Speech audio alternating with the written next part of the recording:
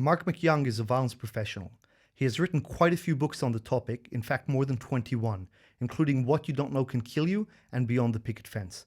Marc is regularly called to testify as an expert witness in self-defense cases and has an in-depth, experience-based understanding of the complexity of pleading self-defense in a courtroom.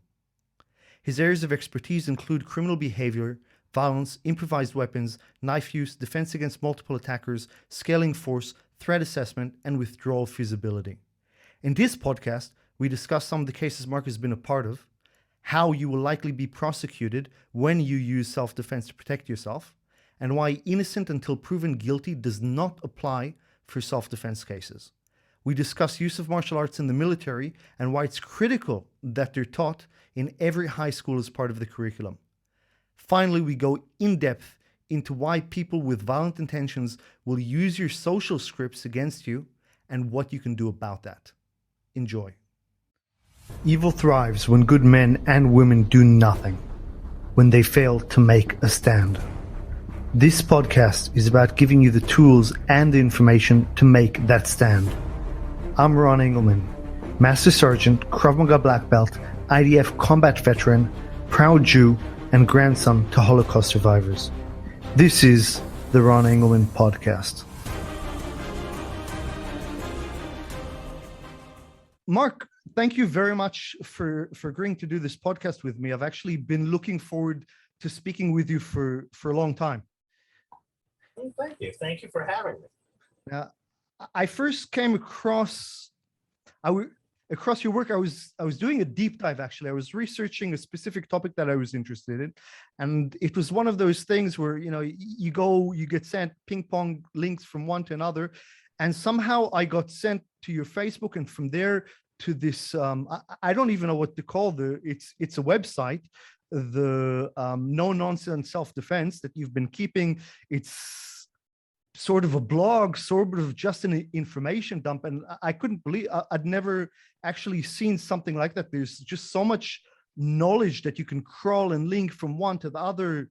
Like, I was absolutely blown away by it.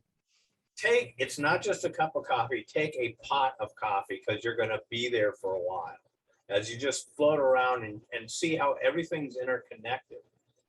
And that's something that people don't understand on this subject, that it really is a vast topic.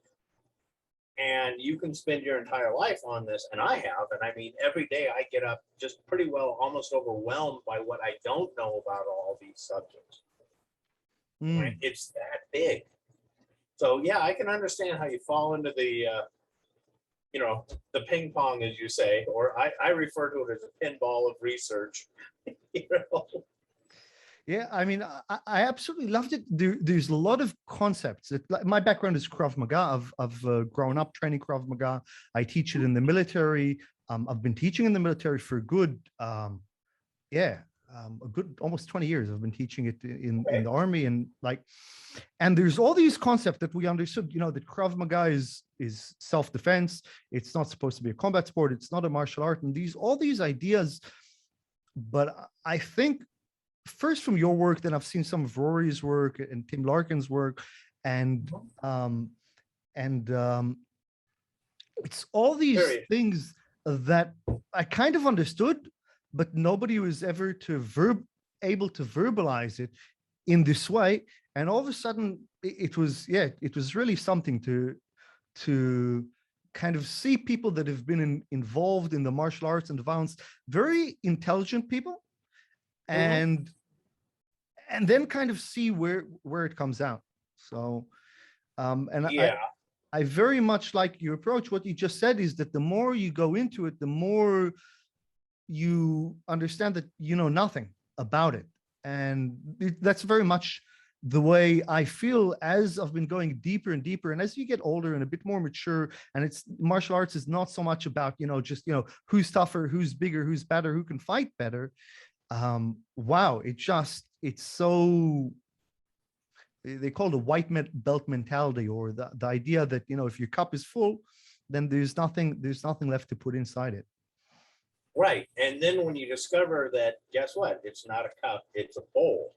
And then it's not a bowl, it's a bucket, and then it's not a bucket, it's a barrel, and then and so on and so, and you realize just how incredibly vast and complex these subjects are. And I mean, any direction that you go in it, there are incredible depths. And but no matter how far you go down this way, you can always come back to the fundamentals, right? And then go out this way just as far, and then that way just, and then that way. I mean, it is more and more and more. And when you look at like the different purposes, like as I understand the history of Krav, and by the way, I have a story about when I met an actual Krav Maga practitioner who was like Israeli commando.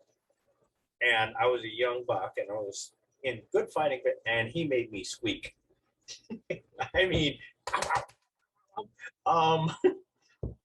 that, you know, for combat applications, things that are wonderful for combat applications will get you thrown in prison in a civilian context. Mm.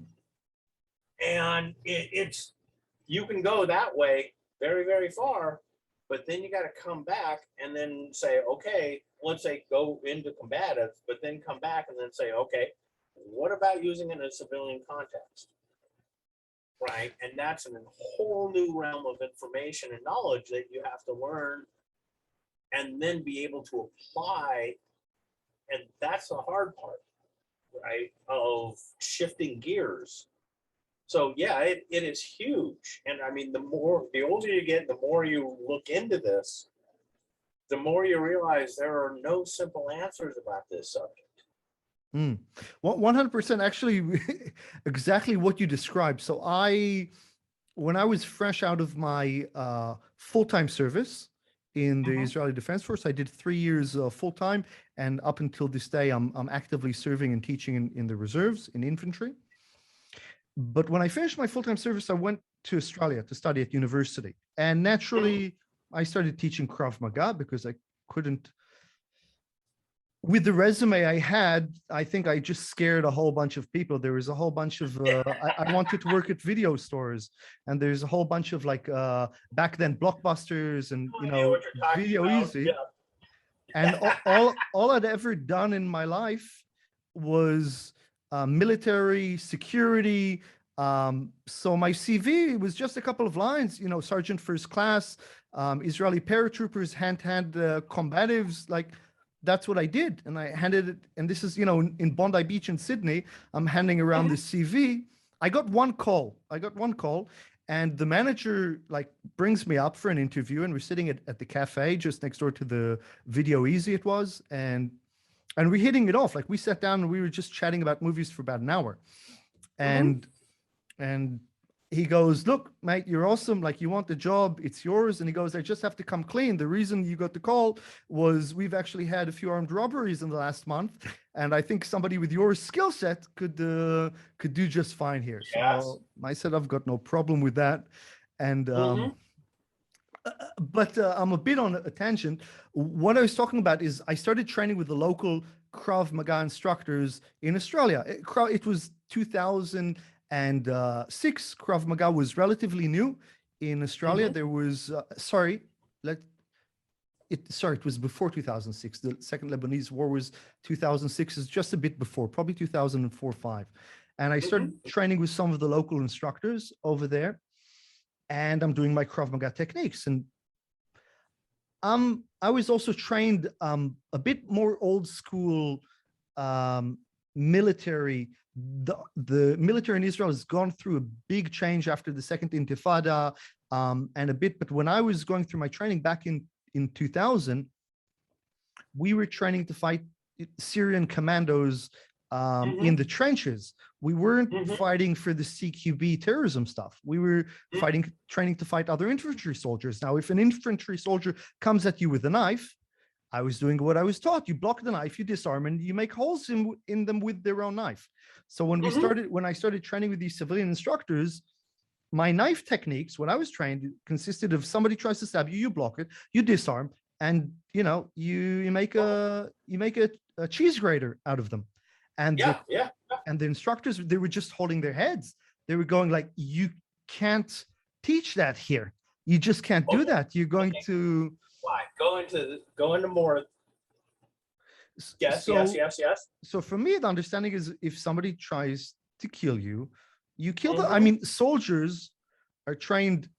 And again, this has probably changed nowadays, where a lot more of what we do in the Israeli military, in the Australian military, in the American military is more under peacekeeping. But Yes. when you're war fighting, your objective is to kill the enemy. That's what infantry soldiers. That is combat. That's combat. Right. And That self is the focus of it. Yes. and And self-defense is then, not combat.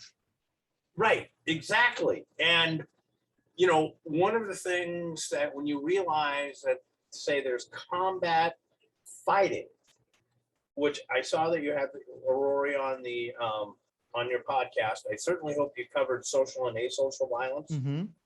right? Fighting, as we understand it and think about it, is mostly a form of social violence.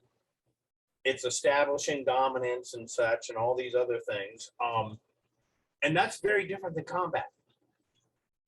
And self-defense is still different than fighting, and it's way different than combat, right? And that's those three simple distinctions right there. And there's more uses of force, by the way, but each one of those are fields that, using the fundamental and going off, you can go way down any of these roads, right? And they all have their own special knowledge that comes with it. And so much of what works here is non-applicable here. Hmm. Right? You just can't treat a fight the same way as you treat combat. And that's why the people you were dealing with were going, "Ah!" when they were seeing what you're doing. And I mean, from a combat standpoint, not doing that is, are you nuts? Right? He's trying to kill you. Or he's trying to kill me. I'm going to kill him right back. Right? That's a mindset and skill set that develops going down that path. And trying to apply those to other fields. So yeah, that is a huge, huge subject that you've just, I mean, that's a big can of worms you've just opened. And people don't understand that. Well, even in the military, it's not that simple anymore because things have changed. Like, I'm still active, I still train. And in peacekeeping, like, okay, so, what do you do if somebody tries to stab you? Okay, you kill them, you shoot them, whatever, in the army. Okay, that's nice, hero. Okay, what happens if it's a 14-year-old kid? Because that happens. What happens if it's a 14-year-old kid that some evil bastard on the other side has pumped full of drugs, and they do that? They do that. And somebody gave him a knife, dropped him off in front of a checkpoint, and said, "Go stab soldiers." Okay, you're going to kill a 14-year-old kid? What happens if it's a girl? Okay, that happens too. So the answer is not, when we're talking about peacekeeping, look, in the trenches in World War II, answer is clear cut. Somebody tries to kill you, you kill them.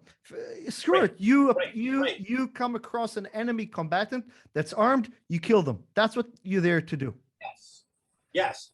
Now, let me take what you just said and add to that. In a peacekeeping role, you're also in a PR war. Mm-hmm. It's not just combat. You're fighting for PR, public relationship. It's like, yes, do these evil bastards know that sending a drug crazed 14-year-old girl, right, to stab you is going to make you look bad no matter what? Yes, they do. Right? So that's one of those complications that happen when you change the focus.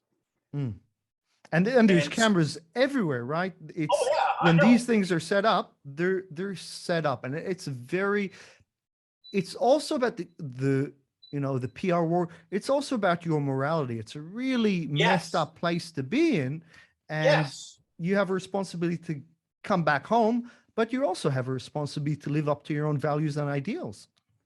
Yes. And I mean, there is so much involved in this is, the mindset you're in when you're in those situations. And by that, I mean, like, that's your job, is very, very different than the mindset you have to be in when you come home. Mm. Right. And making that shift back is very, very difficult. Right. I dare say that martial arts and combat sports are traditionally trained like combat. You've got in boxing, you've got somebody in front of you. Your objective is to knock them out. You've got a set of rules and whatnot, but your objective is to destroy your opponent. If you're training jujitsu, you want to tap them out. Okay, maybe jujitsu is a bit softer or choke them, but we can see how that, with the Eric Garner case in the United States, we can see how, even choking somebody could very quickly turn lethal under the adrenaline and under the pressure. But well, that was boy, that's a PR problem. We'll talk about that later. Going back to your point, yes and no. There is, okay. One of the fascinating things about I'm big time history buff, right? I love, and I'm less about wars than I am what happened before and what happened afterwards. One of the things that is a challenge is, how do you maintain the fighting skills, the warrior spirit, the what it takes to fight enemies when there's no war and you don't have a standing army. Okay. These skills have to be maintained, maybe not at the level at war, but you need to have them to draw upon, right? And a lot of stuff with the martial arts is how do you keep these skills alive for when they are needed? How do you keep them alive during times when they're not needed so you can access them when they are needed? Right. And that is the thing, and do it to a degree of safety. Okay. And that's something else that, one of the things, the United States military underwent some major changes when we got back into warfare regarding our close quarter combat. One of the things that had happened is they've begun to teach soldiers Brazilian Jiu-Jitsu. Mm-hmm. Right. Now, BJJ players, yes, they're teaching BJJ to the military. Right. Well, okay, number one, here's a problem. When you have this sort of training, you need not to injure your people. You need them so they'll be able to fight, not laid up getting healed. Well, that's a big problem in every military I've come across. Right. It's the trade-off between injury and between making the training as good and as realistic as possible. Right. And there's no room for, like, you get in real trouble. I mean, look, if you're training civilians, and it happens, if somebody twists an ankle, somebody twists a knee or something, okay? And let's say it's bad, they, for 6 months, they can't train, they can't do exercise. Okay, it's not, it sucks. It's not the end of the world. If an infantry soldier or, special forces twists a knee and can't train for 6 months, that's it. Career usually over. The military's trained millions of dollars training. The bills, everything, goodbye. You just, because you ran an unsafe or unlucky Krav Maga session, like you've just costed the unit a soldier, a combat soldier, and they're very expensive to train and very dear to come by. Everything you have said is true. Okay. And it is from an official organizational standpoint, very, very valid argument for that, for those. Okay. There's also, however, another aspect. Okay. You were in the Israeli Defense Forces, right? That's correct. You mentioned that. Now, as a young and aggressive soldier, how many fights did you have with other young and aggressive soldiers? The truth is not very much. We don't. You get in a lot of, like, you go to prison if you have a fist fight you get in the trouble. army. I mean, Right. I had a staff sergeant when I was in boot camp that I was actually looking forward to going to like, I'd say, yeah, I'm willing to do a month to smash his face in. Yeah. And luckily I never had the opportunity. Right. Well, okay. The other reason why BJJ was being taught to American military is it was understood that they were going to fight each other. Hmm. Okay. You know, young aggressive males, alcohol. Hey, we know where this is going, right? The dumb is going to happen. Well, they needed a way that they could contest with each other without causing injury. Mm-hmm. Right? So you couldn't teach them hardcore bone snapping combatives, right? But you needed to give them something they could use on each other without intense injury, which again goes back to protecting the resources. 100%. Yeah, so you've got a double, a dual purpose here. But again, you need to have that spirit, right? You have the willingness to engage at any range, as a Marine instructor once mentioned. And, you have to push that because that is the purpose of the military, right? But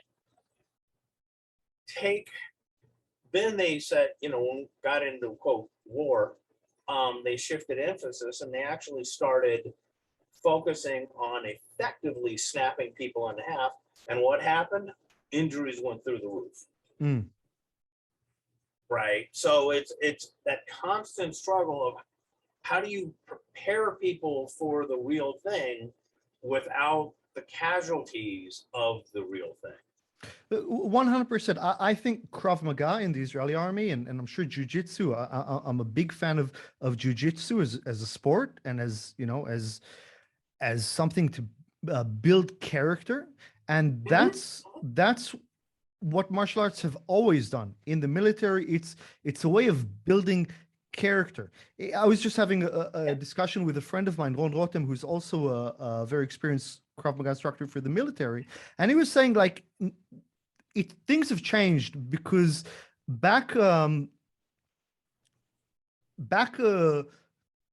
years ago, 40 years ago, the guys coming in the military, like especially certain brigades, they were rough. They were recruiting pretty rough guys. The world was a rougher place, and they'd been fighting in the neighborhoods, fist fighting. They've been fighting, like, they had street fighting experience, so it wasn't such a big jump then to teach them some combatives over that. But nowadays, there's, which is good, there's less violence. There's less violence in our schools, like fist fighting.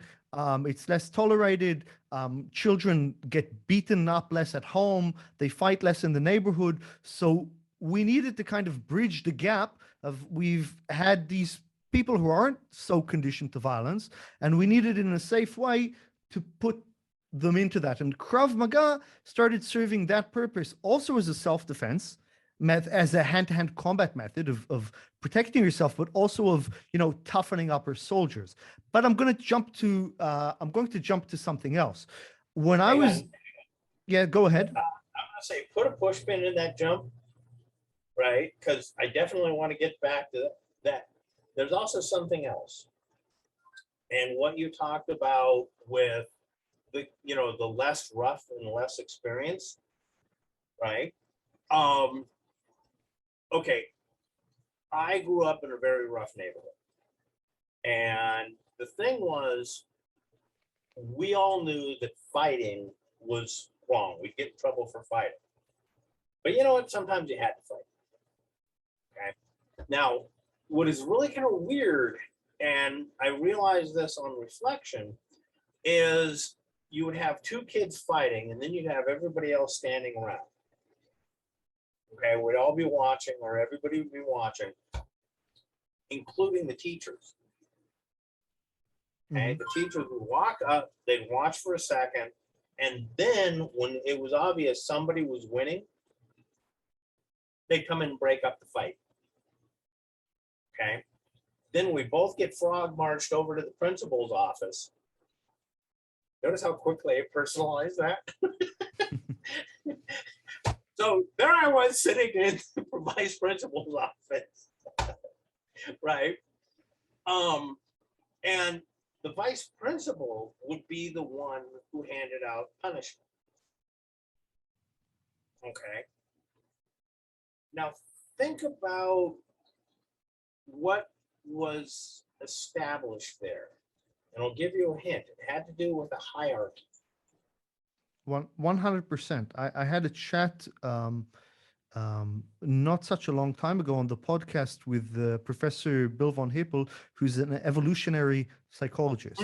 And he calls this status-seeking aggression, right? And there's valuable information to be gained here.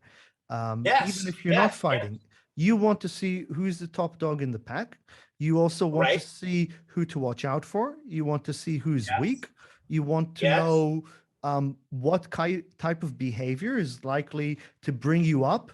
So there's a lot of really, from a hunter-gatherer society, there's a lot of very valuable information to be gained from watching people fight. Hell, I'm sure that's one of the reasons why we find that entertaining. Like, I don't know, for like MMA, boxing, you don't need to know too much about what's going on to watch it and to go, this is interesting, this is exciting. Whereas other sports like, you know, like golf, like soccer, you need to kind of understand the intricacies.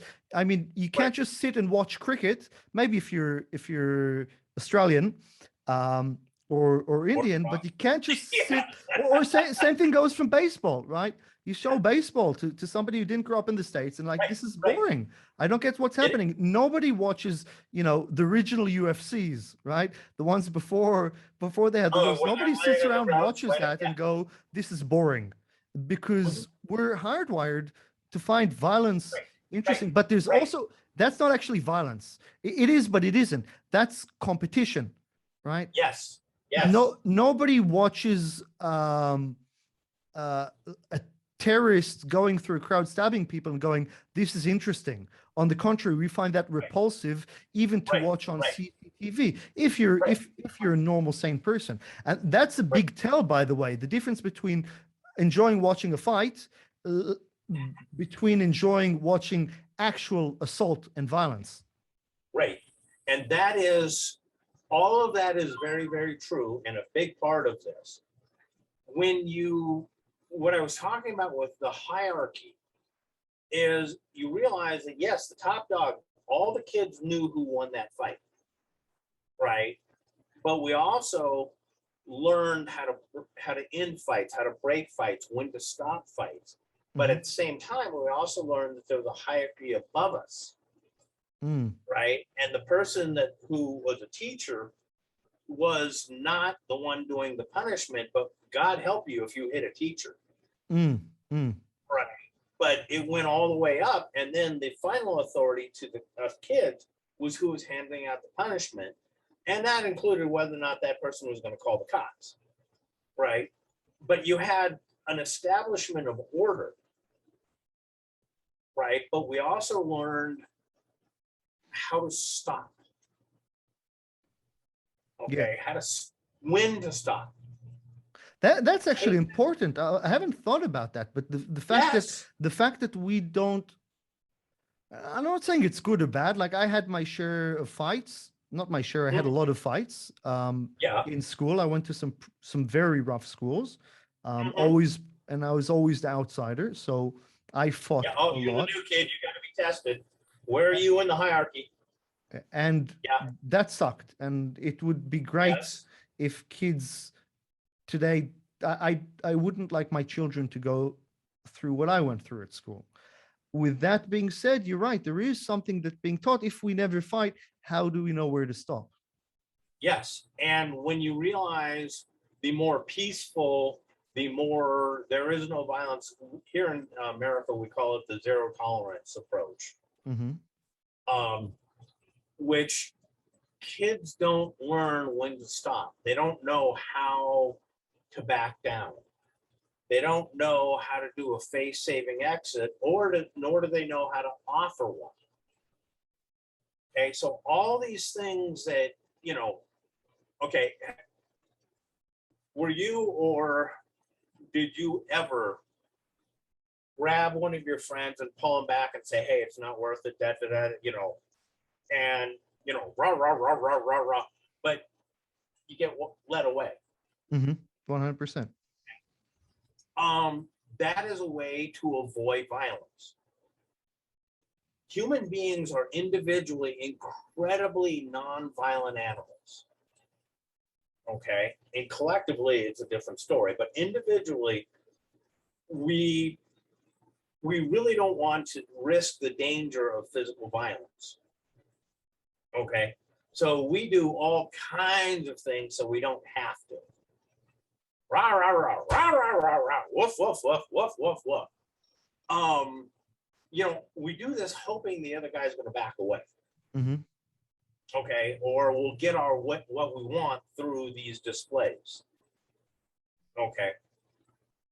When we run into a situation where the other person isn't backing down, that's where we start running into problems.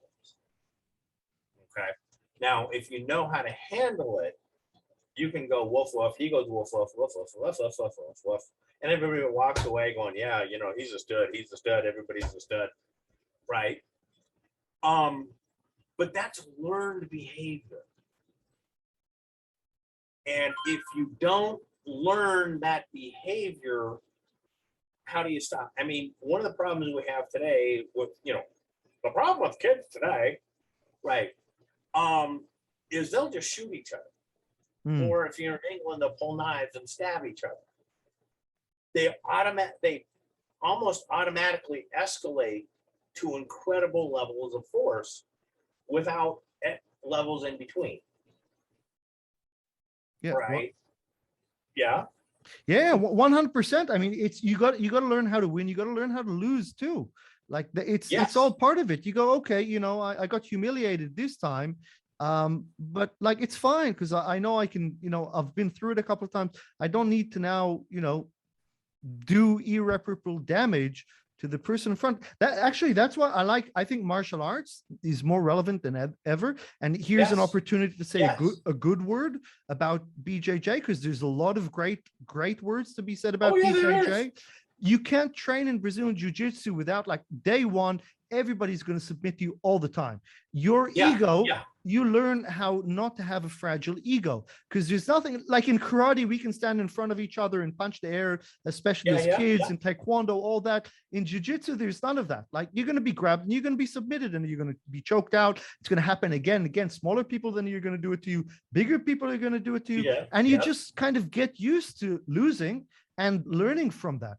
And what a valuable lesson it is to be taught that humility, and to be able to go, you know what, I'm not afraid of fighting. I'm also not afraid of losing. And then when I lose, it's not that the person, I mean, every kid knows that, if you've got somebody bullying you, you got to stand up to them, you got to fight them. And even if you lose, 9 times out of 10, you guys end up being friends, right? Because there was something there that had to get resolved. If you stood your ground, now there's this mutual respect. Not always you want to be friends with these assholes, but the moment you show that there's a cost to picking on you, and this is evolutionary. So the idea is, I don't have to win the fights. I just have to show that there's a cost to messing with me. Right. Now, having said everything you said, which is true, by the way,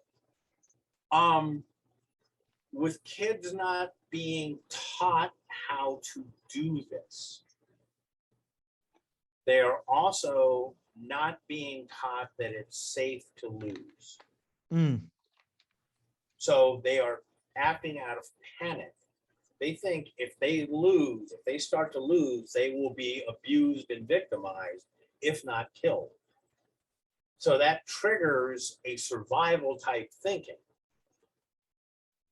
So they overreact. Right? See, that's simple. All the things you've talked about are true, but what if though, okay, do you know what the difference is between a drive and an instinct? Go ahead. I'm very keen to. Okay. This is kind of important because they're not sure how many instincts humans have, or if they even do have instincts. Okay, there's big argument in science about this.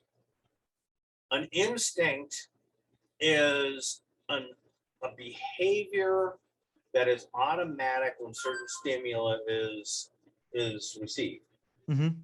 Yeah, Okay. it bypasses your thinking brain, your consciousness. Right. It's not Right. a decision isn't made here. It's synapse A gets triggered, synapse B fires. Yes, and one thing Rory pointed out to me, and I really loved it, is instinct is a behavior that does not have to be trained. Mm-hmm. Okay, birds don't learn that they have to fly south for the winter. Okay, you know, dealing with lower animals, you can actually see instinct in action, right?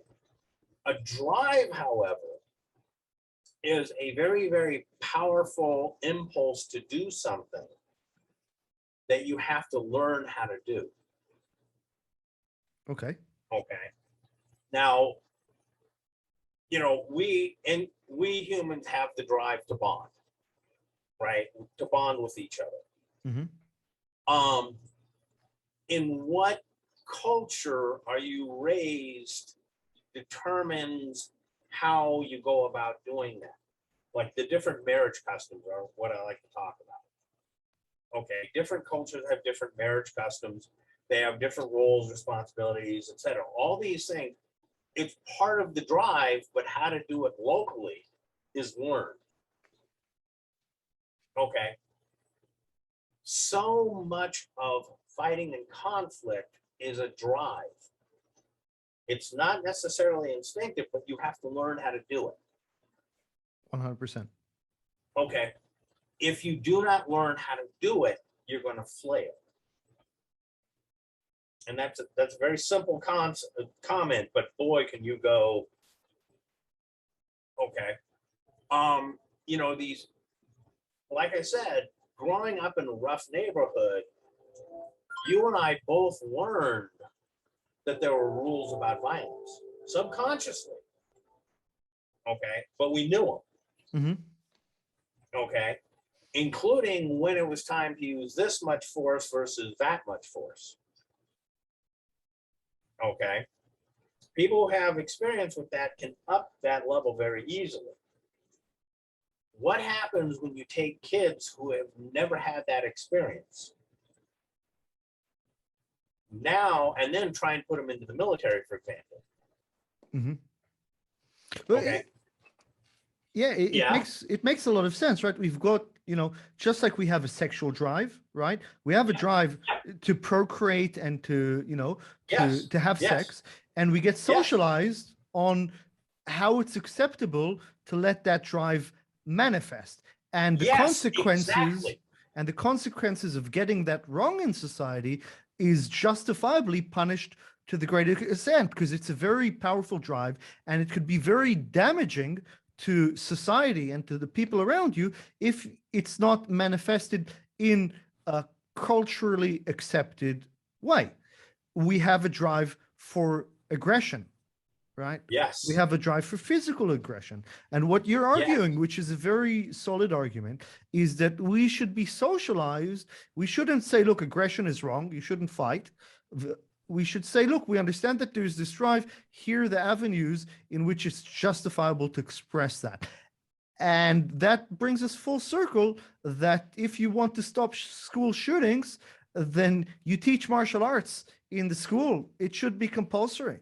Give people the It avenue. should be. Bring, Right. bring judo, bring Greco-Roman wrestling. Make these. I like the grappling Bring sports. BJJ. Yeah, I like these I mean, sports because seriously. you can jujitsu in Japanese. Correct me if I'm wrong. It's literally translated the gentle way or the gentle art, right? My Okay. Japanese sucks, We'll but we'll yeah. we'll check that, but I'm pretty sure it's Okay. a way to do combat without causing immense damage, and I don't that's know if I what. call it combat, but yes, with what you said, yes, it Oh, teaches you how to channel your aggression and competition. Competition is channeling aggression in an acceptable way, right?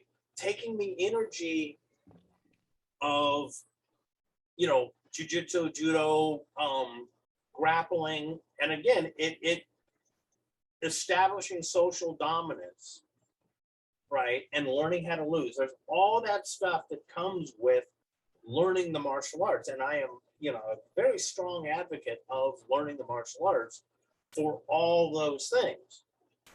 What I'm adamant about is do not say they are combat, do not say they are self-defense.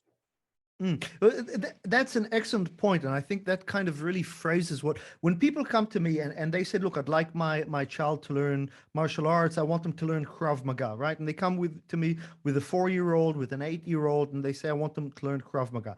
And in Israel, Krav Maga is taught to 4 years old or 4-year-olds and 8-year-olds.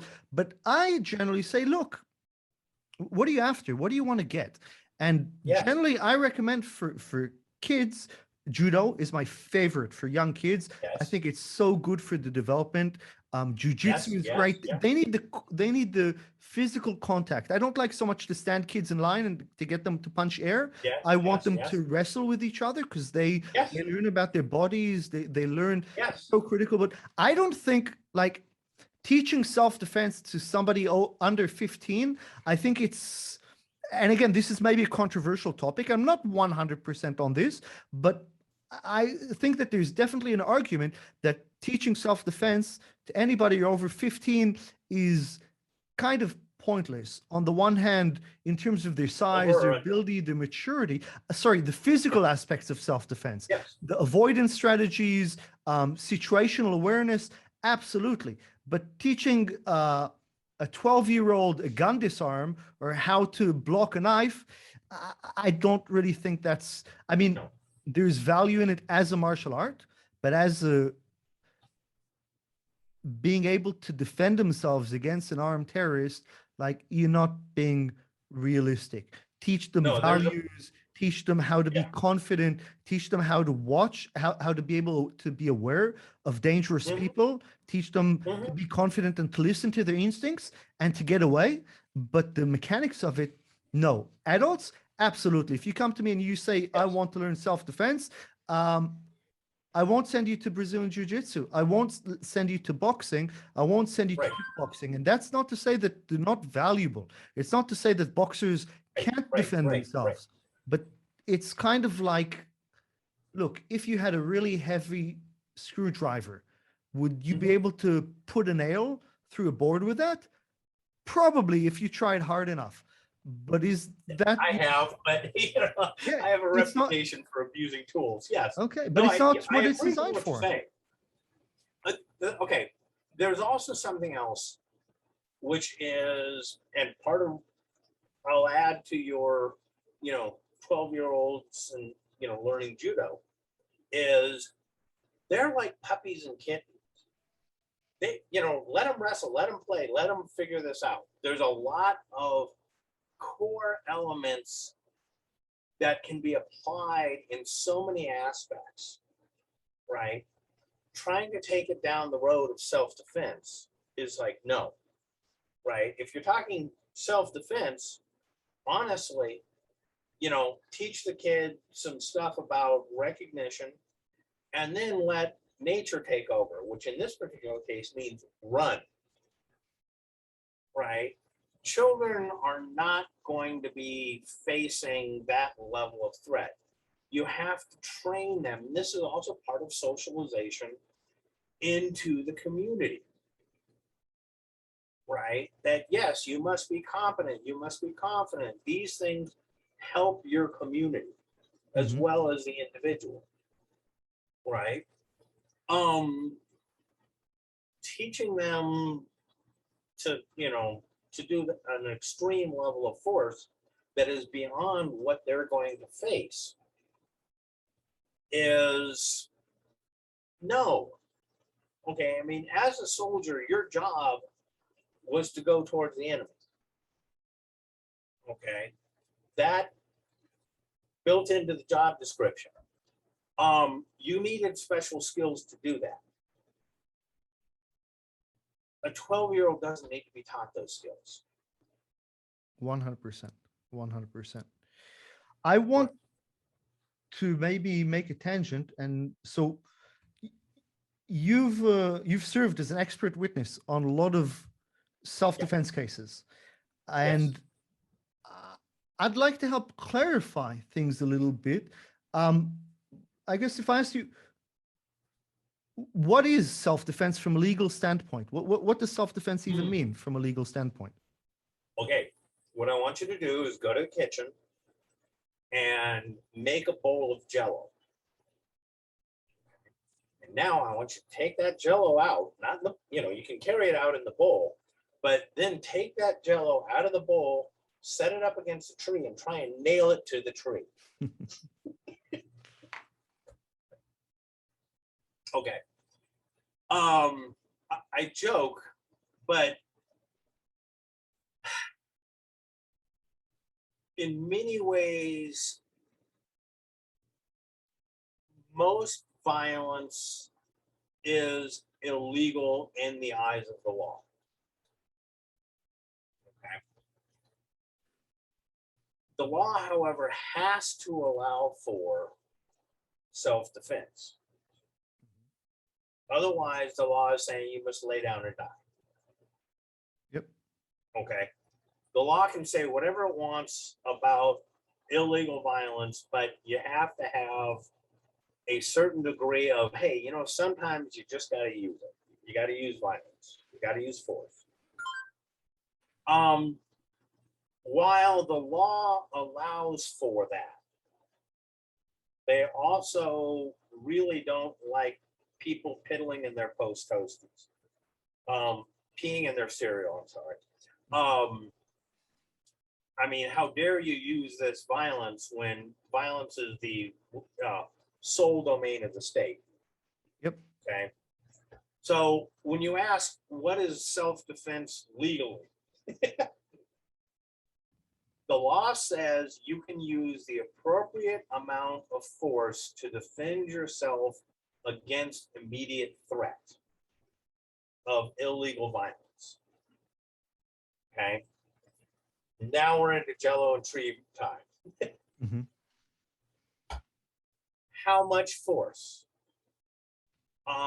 were you creating and participating in the escalation of the situation? Were you within your legal rights when you acted? Okay. All of these factors, and do you have a predatory prosecutor? That's another one. He don't care what happened. He just wants the conviction. Yep. Okay. All of these factors are involved. Okay. But as a general idea, self-defense by the legal standard is using the appropriate level of force at the right time for the level of threat you were facing. Now, does that mean I just reach out and smack somebody upside the head? Or does it mean that I blow his brains into a fine pink mist? Okay, because there's different levels of violence and danger. Is my response appropriate and effective for that level? And you got to make that distinction under pressure when somebody's Oh, yeah. literally trying to. So you need to make a very good decision, and you need to make that decision while your heart is racing at 200 beats a minute, Right, and right. you're facing the very real possibility of meeting your maker. Well, okay. Yes, and I have a saying, which is, do you know what the biggest problem about legally using lethal force is? Go And ahead. people talk about all this other stuff, that and the other thing, and I say, no, no, no. The real problem is when you are legally justified, you can just legally justify using it. Somebody is trying to kill you. Right? At Hmm. that moment, he's coming at you with a knife. Right? Um, that's one of those problems people don't think about. It's like, oh yeah, that is an issue. You think? Um, on the other hand, if a little old granny lady reaches out and hits me with her cane, okay, it is way, way inappropriate for me to pull out a gun and go, I was in fear for my life, and reload and do it again. Hmm. Right? That's the making the decision on the moment or at the moment for appropriate force. But then later in court or under police interrogation, you have to articulate why you knew that force was necessary on your part, why there was really no other option available, and why you chose that level of force. Why was it necessary? Right? See, and that's, you know, when you see a 12-year-old child walking towards you wearing a suicide bomber vest, Hmm. okay, you don't offer the kid a cookie. Why? That was a question. That, how can I say it? How can I say it effectively? That probably wouldn't reach that wouldn't get my desired outcome from the situation. Yeah, okay. That was very politique. That was well said. Bravo for you. Yeah, it's not going to work. It's not going to work in the available time you have. Okay. And that other options are really lesser options than shooting the kid in the face are really likely to fail and have terrible consequences for Hmm. that failure. Right. And that is something that, you know, everybody well, okay, not everybody, but like an overwhelming majority, 99%, et cetera, et cetera. This moving away from violence as acceptable or necessary. What people started doing in the martial arts is, okay, let's say they were training fighting. That used to be a valid purpose for the training. Yeah, okay, so we're not teaching fighting anymore. What we're teaching is self-defense. Hmm. And they didn't change what they were teaching. They just changed what they were doing and calling it self-defense. Right? Which is like, hi, this is the direction you guys are going. Let's say combatives, sport fighting, or combative sports was what these guys were doing. That was their area of expertise. They haven't changed this, but now they're calling it this direction. Self-defense. Karate is an excellent example to pick on another Right. kind where I'm training to go against somebody about my size, about my skill set, to be able to see who's going to win. Again, the status seeking aggression. I want, like, nobody trains karate to be able to face somebody that underweighs them and that has zero karate training. We want to see karate black belts going against kung fu black belts. Actually, I have a friend, Sam Walker, who, man, when he told me this, I actually hugged him. I was so happy that he was making this distinction. Now, this calls for a little backstory. I was asked by somebody if I could rewrite what I had written before, was there anything I would change? And I said, yeah, I wouldn't bag on karate so much. Hmm. Right. And the reason is, for years, I had seen what people called karate. And then I finally saw stuff that actually worked and was amazingly effective. Right. I blew my mind. Right. As a friend of mine says, know what you have been told was karate doesn't work, and that's what you were basing what you said on. Then you saw real karate, and it was like, okay, that one works. Well, my friend Sam Walker came up with a distinction, and he says, look, there is classical karate, which is what was taught before World War II. Then there was traditional karate, which was modified and taught after World War II. And then you have commercialized karate, which is what's taught in the strip mall dojos. Mm-hmm. Right? And even though they all have the same name, the difference between them is, like, you walk up and you see a car that's very shiny and very detailed and looks pretty, right? But you open it up and there's no engine or transmission in there, right? You go to here and you get what looks to be the same car, but if you know mechanics, you look and go, whoa, look at that engine. That thing's monstrous. I mean, this works. This is for show. Mm. And doesn't run.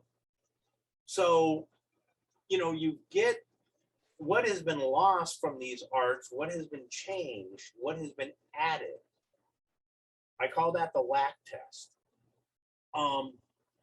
And, again, what you teach for kids, let's say kiddie karate, you teach them what is appropriate. Okay. That helps them for that. But as they get older and as they shift into other directions and other needs, that's when you start adding other stuff. I get you. Right? I'm not bagging on karate as being non-effective or. I was, and most of what's out there isn't. Okay, so when I bring up a martial art here in our conversation, I'm giving the best possible benefit of the doubt. Where I'm talking about, when I'm talking about karate, I'm focusing the strong Kyokushin type of schools where bare knuckle. That if you're not trained, you step in with these guys, you're leaving with 15 broken ribs. Like they're good karate, they're tough blokes, they've got good stance, they've got power, they're fast, they can kick well. They're absolutely no soccer. You look at George St. Pierre, you look at some of brilliant fighters that have been produced from there. So yes, of course, there's a lot of strip mall joints that don't teach. Now Bass Ritten's got some what's it called, combat karate or some karate league. Like these are tough guys. They can fight. But again, my discussion about that, it's about fighting other very well-versed martial artists. And that's kind of where I'm going at. That traditionally all the martial arts have come across, and also a lot of, when I was growing up training Krav Maga, we were training to fight other well-trained, tough martial artists. But when it comes to self-defense, it's not that the thugs don't learn jujitsu. And it's right. We used to say, growing, you're just mildly older than me, and you've been around just an hour or two longer than I have. But it used to be the case where we say, well, criminals don't learn martial arts because they don't have discipline. Well, if you have a friend that works in the prison system, go watch what these guys are doing. The gangs, the dogs. I mean, Tim Larkin has got a very interesting viewpoint about that. He kind of approaches it from a different way, but it would be foolish to think that people whose livelihood and their commodity is violence, it would be foolish to think that they don't spend a lot of time becoming quite good at it. So maybe before we could say, look, thugs don't have the money or the time or the discipline to train martial arts, but nowadays that isn't the case. I guess the challenge that I want to make is that sometimes having the training is not necessarily a benefit, because what you're going to be facing is going to be very different from what you're going to be training on. When I was speaking to Tim Larkin, he said, you could be the most skilled fighter, and that's not going to help you if somebody surprises you and ambushes you with a brick to the head. Like you're going to go down just like anybody else. And now there's a lot of, I guess, gray area between mano a mano, face to face, evenly matched fight between a brick to the back of the head that you didn't see coming. But, in Rory speaks about the intensity that they hit you with, that you can never catch up, that in the prison fights, when somebody's coming and attacking you, before you even know what's happening, they're hitting you or stabbing you, and they come at you with such an intensity that by the time you understand what's happening, they're already hitting you from a different direction. By the time you've started to realize you're now on the ground, and before you've realized on the ground, now the friend has jumped out. So it's really not about, okay, if you're training for boxing, which I love boxing, I've been doing boxing for well over 15 years, and it's, that's one of my favorite hobbies. You're jabbing, you're moving, you're slipping, you're bobbing and weaving, stuff like that. There's no room for any of that. And that's what 90% of the training that you're going to, I see you, celebrating with your fists in there, but it took me a long time to understand that the way I was getting trained and the way I was training other people was wrong. I was training people to win fights, and self-defense is, I actually don't like to use the word fighting. We deal, and this maybe brings us straight back to our self-defense point. I say that it's assault. We deal with assault. And you deal with handling assault, and that is good. And sorry, because I want to, I'm going to let you one more, because I want you to go deep into this. You said that, generally violence is illegal, right? And fighting, real fighting is generally, it's illegal.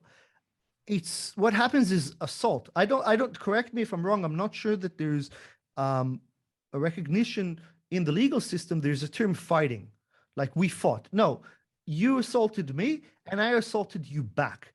And I have to prove here that I had good reason to assault you. Because if I didn't assault you, if I wouldn't have done bodily damage on you. So this is a good point to say. Most people I talk to say that innocent until proven guilty. That doesn't apply. That doesn't apply in self-defense, does it? No. And that, first of all, self-defense is what's called an affirmative defense. Now, I'm not exactly, okay, every time I say certain things so people can understand them, I get to watch the lawyers go, which is part of the reason why I like doing it. But first of all, when you admit self-defense, you are admitting that you committed a crime. Mm-hmm. Okay, that's where the lawyers will go, yeah, right? That's one of them. To prove that I actually do know what I'm talking about is like you're admitting to committing, or you're admitting to the commission of elements of a crime. Mm-hmm. That's the lawyers, wiggling, jiggling, right? Okay. Short version, layman version is you're copping to a crime. Yeah. Okay? So the innocent until proven guilty I could say I wasn't there. It wasn't me. In the CCTV footage, it's somebody that looks like me. I am not the person in question. And then they have to prove that I was there. But the moment, see, now that is, yes. The moment I say, yes, I did hit them, but I had good reason, I've just admitted, how did you say it? To elements of a crime. You cop to a crime. Let's just put it that way. Easier to understand. The what you just said about the, it wasn't me, is commonly known as the Soddy defense. SODDI. Some Okay. other dude did it. Okay, yeah. Wasn't me. Some other dude did it. And yes, that is where you have a very common answer for most illegal violence. The second most common answer for illegal violence is to say it was self-defense, not realizing you just copped to it. Okay, Soddy, I didn't do it. Self-defense, I did it. So that takes that problem off the table for the prosecutor. Now, another thing that makes lawyers twitch and drool is when I say that when you claim self-defense, the burden of proof shifts to you. Right? And again, so until now, it was innocent until proven guilty. But now that you say, just yes, admitted you were guilty. I was guilty, now I have to prove that I had good reasons. So it's much harder. Yes. It's much harder to, it's all, look, in the scientific world, it's impossible to prove anything. You can just disprove enough things that it makes it's reasonable that you probably thing, yes. It's the most likely thing. And it's similar in the law. That is actually a really good approach to take to this subject. Okay. Because what's going to be happening is the prosecution is going to be trying to say, they're going to be trying to prove their case. Okay. And you're actually mostly working to prove why that isn't what happened. Mm-hmm. Okay. And there's a movie called My Cousin Vinnie. Right. Joe Pesci is, yeah, it's worth it because actually it does have some really good legal stuff in it. And, he's talking to his nephew who's been arrested for murder. And he's talking about like, okay, and he holds up a card, not this. He goes, yeah, the prosecution is going to present this, and going to make an argument for this. And from this perspective, it looks very much like that's what happened. But in reality, it's more like this. And he shows the side of the card. Well, the thing is, prosecution is going to show this. You have to do that. And then you have to say, it's more likely this. Mm-hmm. Right. But when I talk about, burden of proof, people know that term. They understand that term. What you have to do is bring enough evidence that supports your contention. Yeah, there was an immediate threat. Okay, it was there. And this is how I knew it was an immediate threat. That's called prior knowledge. It's a really important thing. And this is why this was an appropriate response. Okay. And that includes having to describe, yeah, and this is why I really couldn't do anything else given the time I had. So you need to prove every single one of those points. If you fall on one of those points, you're going to prison. Yeah. But if you can't, if all you can say is close and fear for my life, right, you really could have been there. I mean, legitimate. You're terrified for your life, but you need to be able to produce more evidence. It's called actually production of evidence, right? Not burden of proof. Okay. That these were all the reasons why you reasonably believe there was an immediate danger that required that response. And that's another difficulty because I mean your word is not, that's not evidence, right? So if the other guy is dead or he's claiming something else, you got to yes. Where do you find that evidence? You're beginning to see why this self-defense is way more complicated than just punching somebody. Mm-hmm. Right now, along those lines, one of the things, okay, Rory talks about the witness check. Okay, did you discuss that with him? No, we didn't. Okay, a witness check is, and I hate this term, a pre-attack indicator, right? We can go into why I have problems with that term, but it's a commonly understood term. A good indicator that you're about to be attacked, whether in social violence or criminal asocial violence, is what's called the witness check. Okay. Mm. And that's the dude does that as he comes up to you.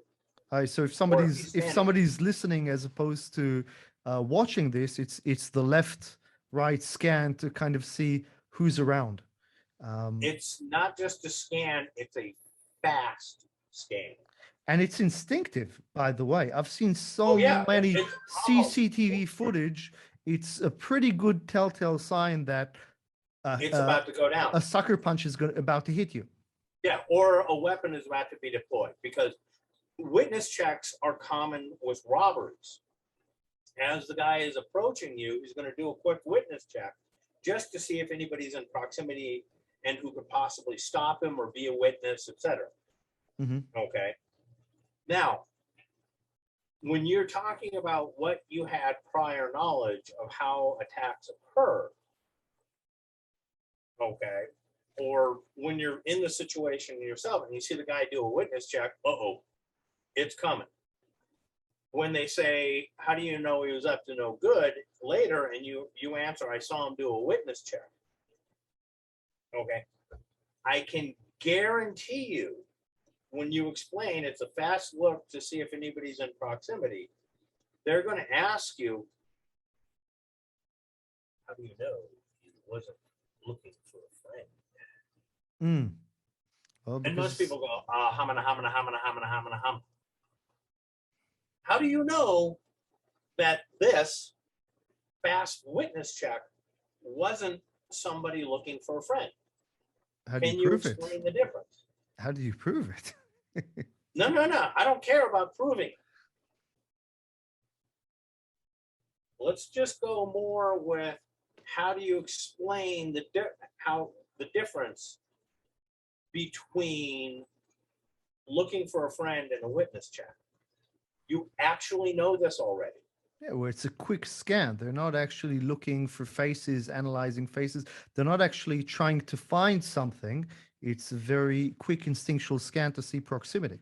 You couldn't possibly identify a face. You've got the core of it. Okay, you've got the core thing, but there's a couple other things. Number one, when I'm scanning for somebody, I'm going slower, right? No, not him. No, maybe. And I mean, I will pause at somebody, and then if that's not that person, I keep on moving, right? So I'm very slower. The other thing, though, and probably one of the most telling thing is, you know what? When I'm looking for you, I don't do this. No, when I'm looking for you, when I see you, I stop looking. Right? Now, again, you knew this, right? I just fleshed it out a little more. But when you say, I saw him do a witness check, right? And they ask you that question, a lot of people fumble because they don't know how to answer that. Mm-hmm. They may have seen it in the situation, seen the witness check and went, but not have words for it. Do you have words for what you saw? Okay. Now, coming back into me being an expert witness, a lot of times lawyers don't know about violence. They deal with it, right? One of the most terrifying moments of my career as an expert witness is I was talking to an attorney after interviewing a defendant. And, the lawyer was just shaking his head. He's like, I don't know why this case isn't going away. He's just not taking a plea, right? With plea deals in the United States that's a septic tank of subject. But basically it's, you plead guilty to a lesser charge. All right, you're charged with this, you plead guilty to this, everybody's happy, case closed, and move on. And the lawyer's like, I don't know why he's not taking a plea. And my response was, because it really was self-defense. And the attorney looked at me like, really? And it was like, yeah, this was a murder charge. Wow. Okay. The attorney had no idea that his client was actually in danger of dying. And he reacted appropriately to those circumstances. What was the case? Are you allowed to go into a bit more detail? Going vague. Actually, you need to know two component parts of this. I don't, not legally recognized concept, but any bouncer will tell you about what we call either perma drunks, professional drunks, or as Clint Overland says, tusk hogs, which are drunks. And I use the tusk hog because they're sweet little piggies when they're not drinking, but when they're drunk, they're wild boars. Mm-hmm. Right? I mean, these people are just unstoppable berserks, right? Yep. And they are incredibly, they can function at levels of intoxication that would kill most people, or most people would be unconscious. This guy who died had a saying, I mean, a motto, which is, if it happened during a blackout, it didn't happen. Mm-hmm. Okay, when he died, he had a 0.3 some 5-6 blood alcohol level. Wow. Most people would be unconscious. This guy was in a blackout condition, and there was no stopping. Mm-hmm. Okay. The other thing is, this guy was a concrete cutter. Mm. Okay. That basically is somebody whose job it is to cut chunks of concrete and then palm them like Volkswagens. Yeah, strong dude. Okay. So this guy had hand strength that was incredible. And basically what the case was is there had been a fight prior. Later, they ran into each other, and this guy leapt through a bonfire to tackle the defendant. Right? That kind of, it's like, wait, couldn't you have gone around? No, you had to go through the bonfire. Mm-hmm. Right? Tackled the guy on the concrete, was sitting on his chest and strangling him. Mm. Right? And wasn't going to stop. So the guy on the ground pulled the knife and stabbed him. The drunk dude died. Mm-hmm. The prosecutor charged him with murder. Mm-hmm. Right? So, I mean, that's the kind of stuff that when I told the attorney that it really was self-defense, that he was in immediate danger of dying on the ground because this drunk was not going to stop, that meets the qualifications of self-defense. If somebody's got their hands on their throat and they're shutting off your air supply, which is a very instinctual, by the way, thing to do. I always say that's the first thing that generally we teach in Krav Maga. It's this the finger choke, we call it, when somebody puts their thumbs on your windpipe, and it's not only instinctual, it's the most easiest and the guaranteed way to kill somebody with your bare hands. Like, I can punch you, I can kick you in the head, I can hit you with a chair, I can do so much stuff. None of that is going to be guaranteed to kill you. Right. The only thing that's going to be guaranteed to kill you is strangling you. Right. And now let us also not forget the fact that he had just knocked him to the ground and was on his chest. Mm. Right. So you not only have strangulation, but you also have asphyxiation via compression. And it's also, when you're on top of somebody, you're able to use downward pressure, which is normally what gravity. You do instinctually. So you've also got, I mean, this is obvious. This is, one of the fundamental techniques that really, like, situations that we teach people how to get out of. Mm-hmm. Then, of course, doing that, we try to put ourselves, we put ourselves often in those situations and try to see how bad it really is. Right. And it's bad, because I'm also squeezing you with the grip. And if this guy was a stone cutter, he had a solid grip. And on top of that, he could put all of his mass down onto your windpipe, crushing you. It wouldn't take very long to kill somebody that way.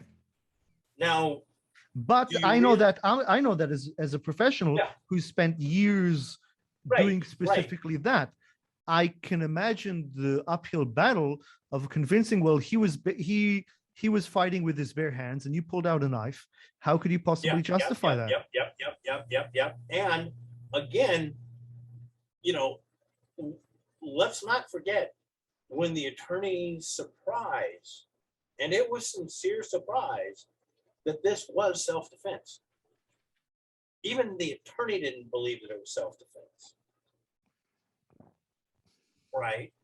Um, and the first person I have to convince that it was self-defense is actually the attorney. Mm-hmm. And then I have to explain how the person knew this danger. Okay, because that's the lawyer's job, is to get that information out to the jury. Okay, so he has to be able to communicate it. He has to know what questions to ask, and most lawyers don't know what kind of questions to ask. Yeah, 100%. Right. So, these attorneys will come in and tell me, it's like, well, your job is to educate the jury. And my response is, well, that's my second job. My first job is to educate you about what questions to ask. But lawyers, they understand the law very well. They don't Right. understand violence. Neither is Exactly.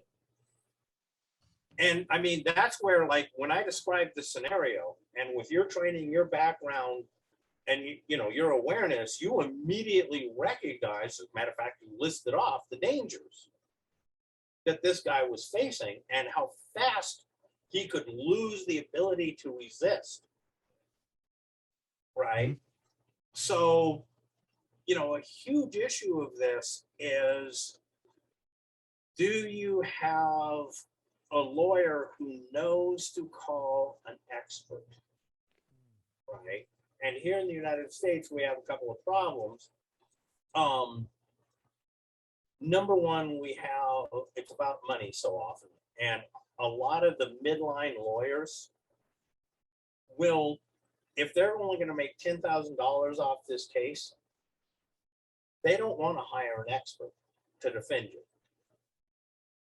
They want to get that $10,000 and put it in their pocket, not take $10,000 and put a couple of thousands into other people's pockets. So do they call in expert witness? And a lot of times the answer is no, because all they're looking for is the plea.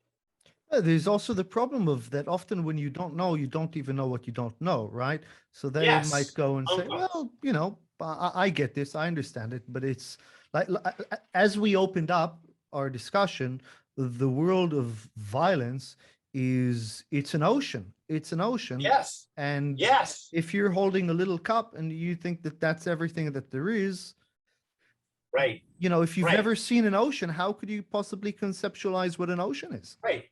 Right. And now take that analogy, which is very good, by the way. I might even be stealing it. Now have an attorney who has a cup of water and thinks he understands it. Mm-hmm. He doesn't need to know more. Right. I had another case recently, and this was really rather terrifying.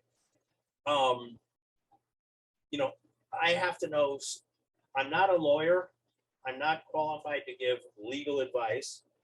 But a lot of times what I will do is I will talk to lawyers about, how to defend a case. Now, in the United States, we have what's called, it depends where you are, choice of evils. Okay. Okay, is a common term for it. And that is, I know it's wrong to go hands-on, but do I let this person who is drunk walk out onto the highway, into the freeway? Right. So that's where, you choose to do this because it's a lesser evil. Yep. Than that. And I had to explain to an attorney that the basis for the defense he was trying to come up was about a choice of evil. Mhm. Okay. And his response was, "That's a great idea." And I went, "Oh, shit." So what was Okay. I'm actually keen to hear about it. Like, are there some cases that you can give that are like typical? Are there things that we can take from that in terms of learning? Just the things that you're allowed to talk about? I got to be very vague with certain things, but I can talk in the general sense. Mm-hmm. Um, this latest one, and I can speak about it because the charges were dismissed. Um, you know, one of the things is I can't talk about cases I'm working on now, but I can talk about cases I've worked on in the past. Of course. The choice of evil was a domestic violence charge that in Colorado, in the state I live, we have what's called mandatory arrest, which is if there is proof that there was domestic violence, you are going to jail. Mm-hmm. Okay. Well, the choice of evil this guy faced was he and his girlfriend were arguing, and she decided to go out into the winter night at midnight when it was 21 degrees out. They didn't have a car. She was drunk, and it was a 3-mile hike to their best friend or to the closest friend. Mm-hmm. Right. And he said, "Don't go." He grabbed her. She went off on him. Okay. Another case I had was a individual who had had a confrontation with somebody over there. They both turned into the very large apartment complex they lived in.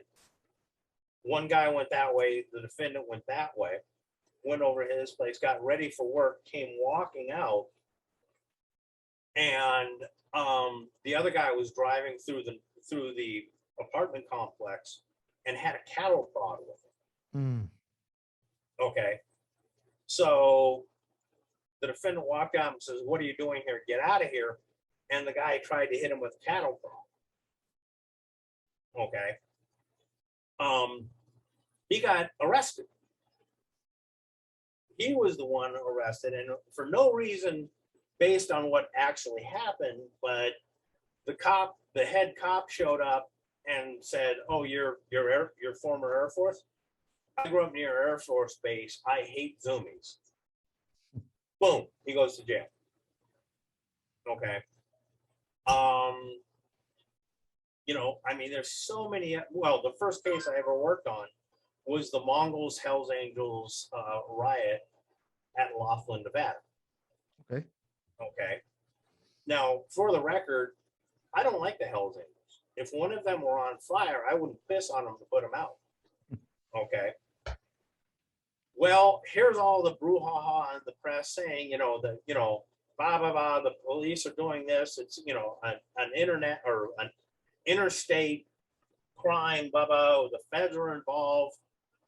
Oh, and the Hells Angels said it was self-defense. Mm-hmm. Right.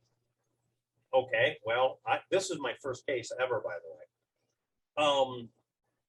I get called in because I'm a knife expert. Gee, okay. And I'm watching the videos, and I mean, this is in a casino, so there are just cameras everywhere. And I'm watching the videos, and the more I watched, it was like, oh my God, the Hells Angels walked into an ambush. Mm.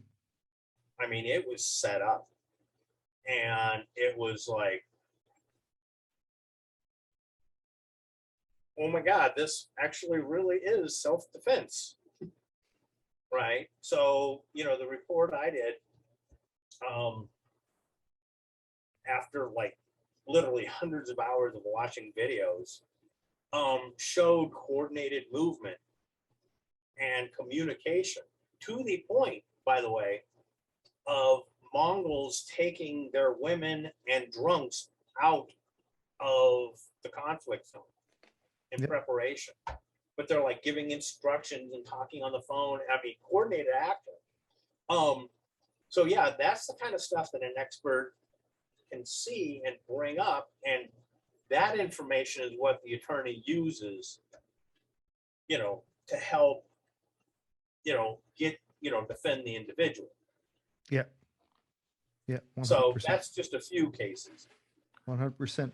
I recently did a video, and it's talking about self-defense for women, and we were speaking about the idea of that no is non-negotiable. That the moment that you put forward, if somebody, from asking for your phone number, or No. the moment you go no, and they go, well, you say, maybe instead of saying no, you say, I have a boyfriend. They go, well, I don't see your boyfriend over here around. No harm. Just let's be friends. Give me your number. And you go, no, I'm not really comfortable. Why don't you want to be friendly? So very good advice about, I call it setting boundaries, red lines, of saying, look, this is something that I'm not willing to discuss. I'm not willing to negotiate. When I was talking to Terry, we were talking about also, it's a very good bouncer skills in terms of. Oh, Terry Trahan? Yes. He had an interesting story about the first time you guys met each other, but maybe we'll leave that for another time. But this idea of setting boundaries, of this is acceptable, and this it's not a negotiation, because the moment it starts to go in negotiation, you never know where it can go. Okay, I put that out, and it went viral on a few of the social networks. And most of the comments were like, it got thousands of views and likes and whatever on that. But I also got a few hundred, if not a few thousand of comments. And a lot of them were, women shouldn't need to learn how to defend themselves. We should teach our boys not to attack women. And my immediate response was like, are we seriously going to say that the men who assault women, it's because they haven't been taught, they haven't learned, they don't know any better, and if we just teach them not to assault women, then everything's going to be rosy? And then I remembered back to back to your website, the no bullshit self-defense.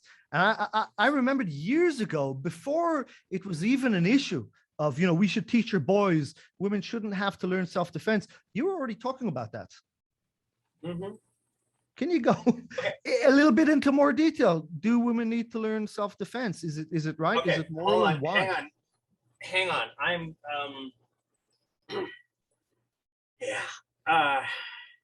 wow. That's another big can there that you've just opened. 100%. That's what I do. Okay. I am going to give you a very, very useful model about teaching and communicating. Okay. Imagine a circle. Okay. And inside this circle are all the social rules and protocols.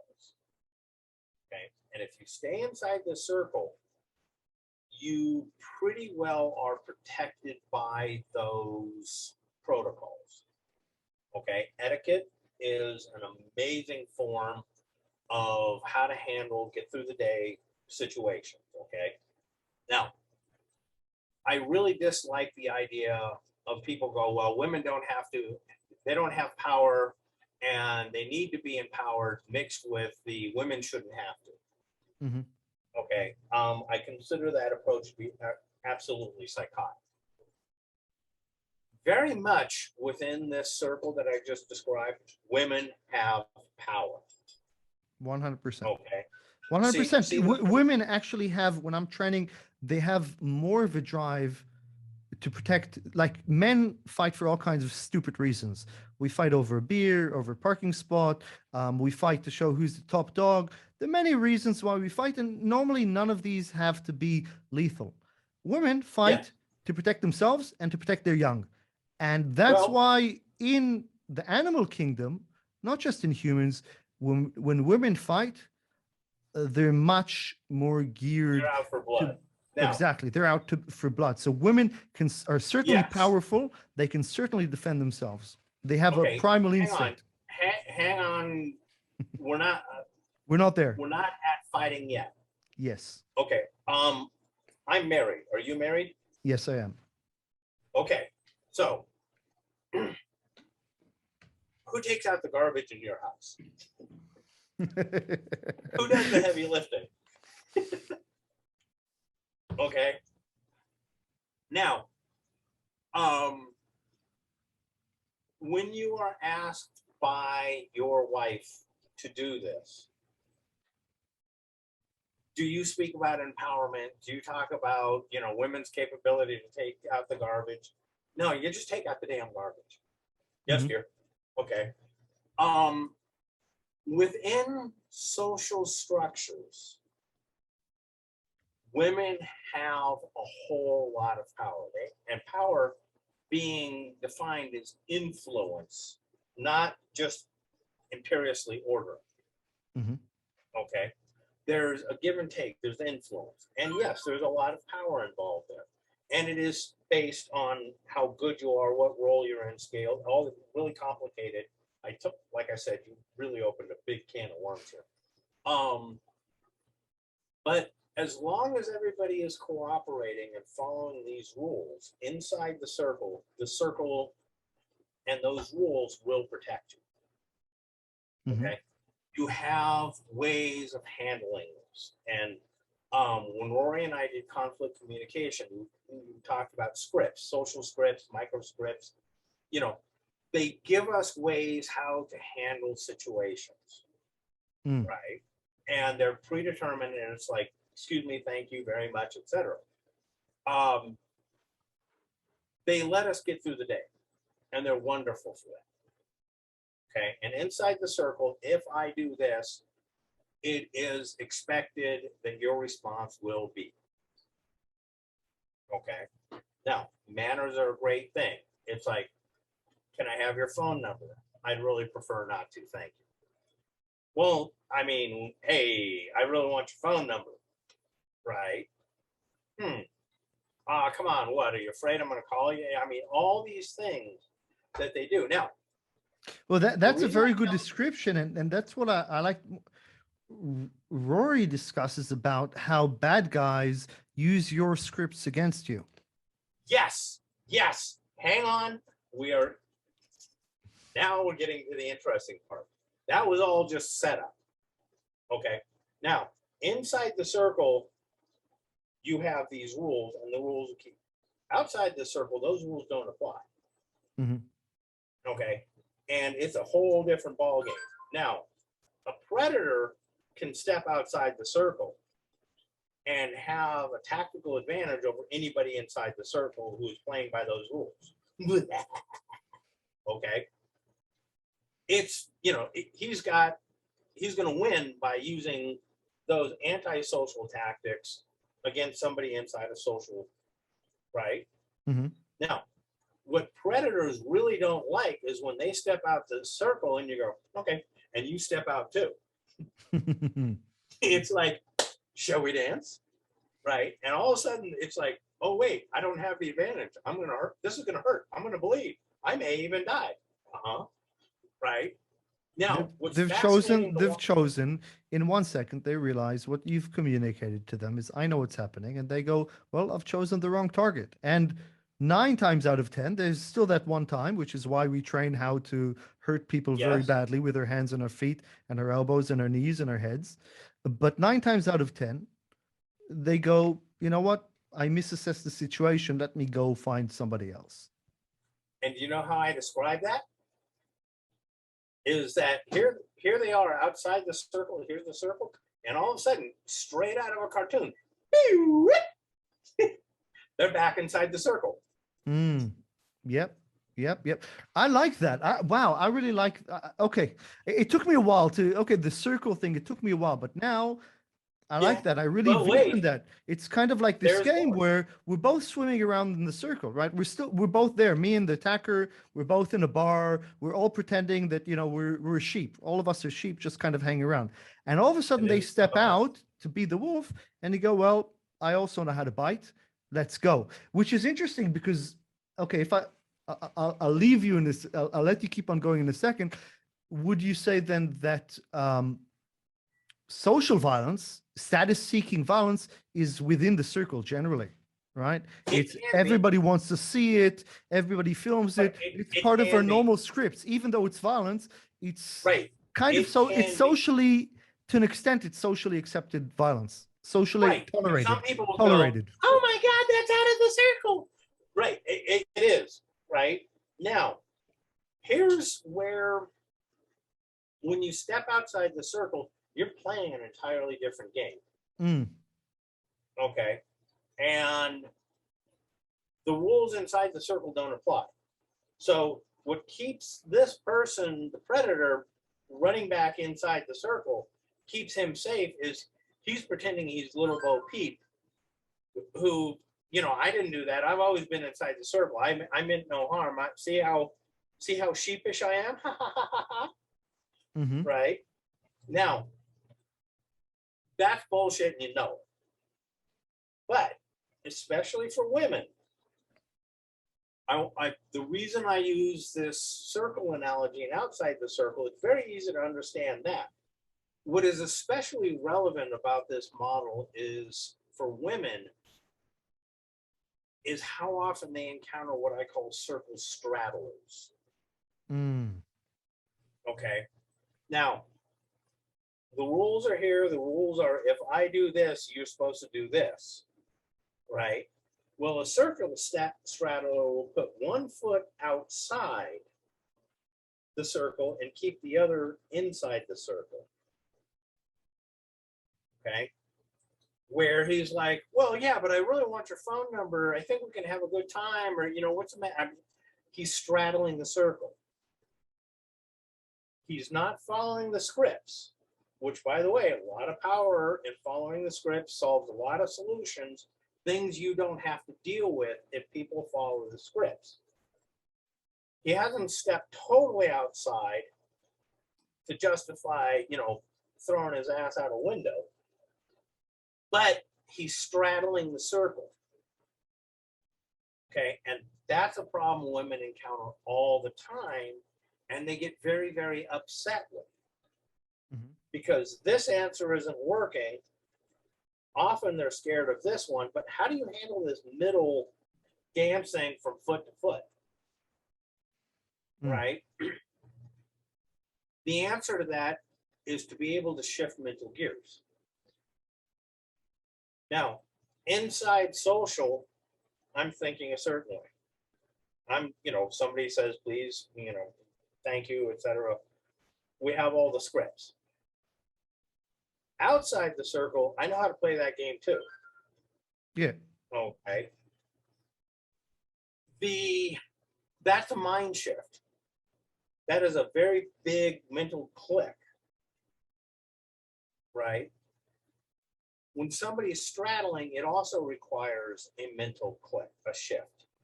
Well, that's where you set your boundaries, right? That's exactly where it's say they're straddling the circle in your terminology, and I say, wait a second, the line is right here. You're either here or here. Well, right now, you're on the other side of the line. So either you get back in or I'm coming out. Okay, funny you should mention that, because inside the circle, because of scripts, you don't have to set boundaries. Inside the script, you say no, and that there's set behavior to go from there. When the guy doesn't want to follow the script, that you actually have to establish the boundaries. It's the same thing, right? The most common way is somebody will walk up to you and say, can I borrow your phone for a second? I'm looking for my wife. I don't have my phone. You'll give them the phone, then they'll just start walking away with it, right? Yeah, the answer is no. They've played with you in that, right? They're just, and now it's like, okay, it's really, that's kind of using the script. And now it's like, okay, so what do I do? Do I yell at them? Do I follow them? Do I jump them and start hitting them?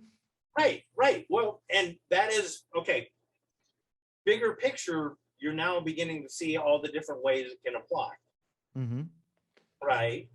And there are countless ways on that. And again, but let's stick with the women and the guy trying to get her number. Okay. Okay. Because I mean, if we start chasing rabbits, it's fascinating, but the thing is, as I said, the scripts establish boundaries for us. We don't have to. Okay. So when somebody starts straddling the circles, we actually have to shift gears, and that means be willing to establish boundaries. Mm-hmm. Not just push a button and it's done for us. We actually have to work at it. And if you don't have experience with that, if you don't have training with, how to be assertive, not aggressive, Mm-hmm. you're going to screw up. Right. And you're going to be terrified because what do I do? What do I do? What do I do? Well, that's where training and confidence. I mean, training gives you confidence. Confidence Yes. gives you the ability to be assertive without necessarily being aggressive. Correct. There was a TV show here called Mindhunter about the profiling department of the FBI and the founding. Mm-hmm. And there was a really great scene where a woman is a psychologist, and by the way, also gay. And, even though she's single, she's not interested in the guy who's hitting her. Mm-hmm. Right. Well, she gets invited to an FBI party, and one of the ranking guys starts hitting on her. Right. And she's handling this very well. And, how about I do this? No, thank you. I can take care of that myself. Right. He goes, well, what about this? She goes, no, I'm actually going to be leaving. And he goes, well, let me walk you to the car. And she says, no, that's not necessary. And he goes, but I insist. And she goes, and I insist you don't.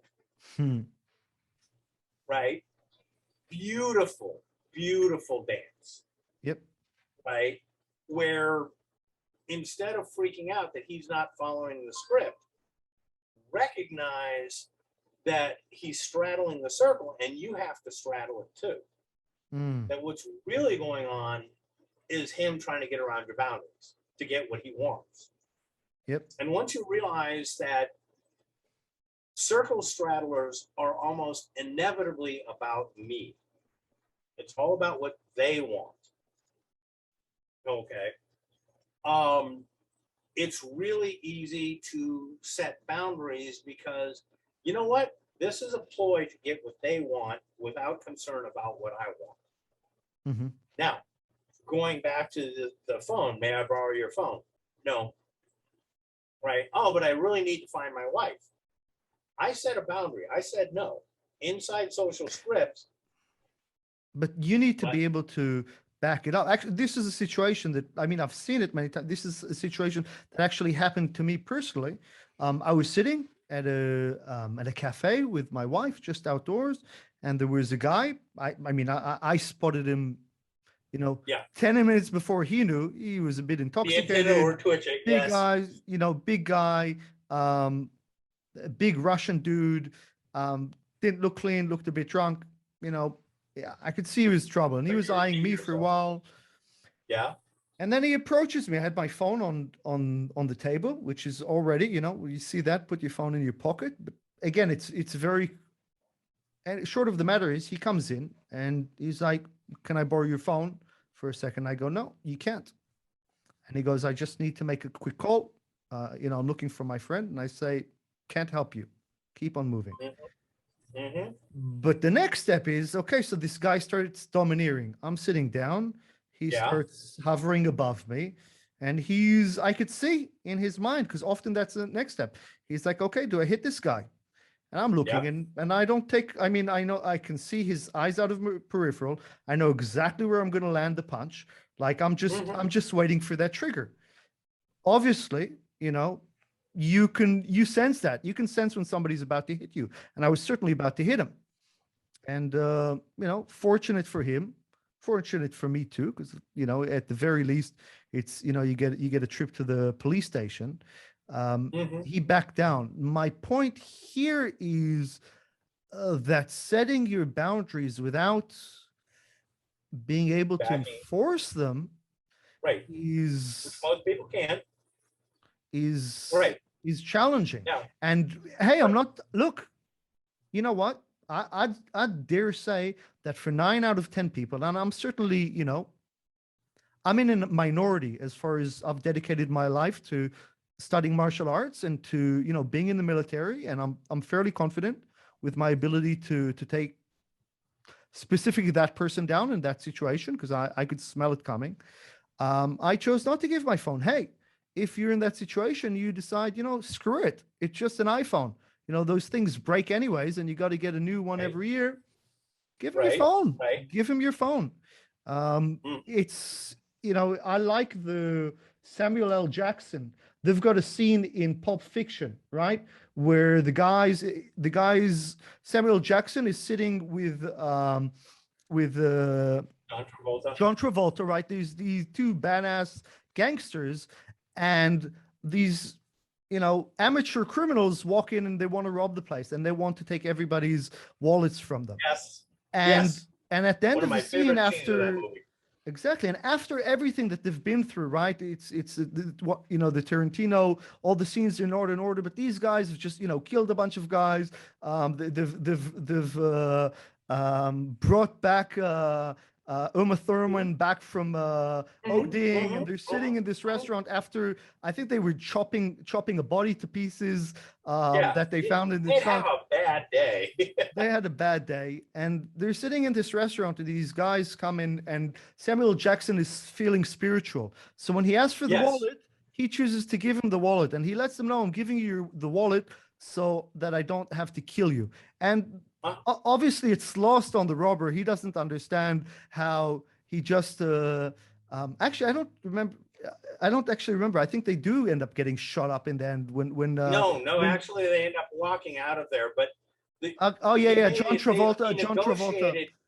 John Yeah, Travolta but he comes out of the negotiated. bathroom with the gun. Yeah, Exactly. yeah, and they end up negotiating. You can take the wallet, but you can't take the case.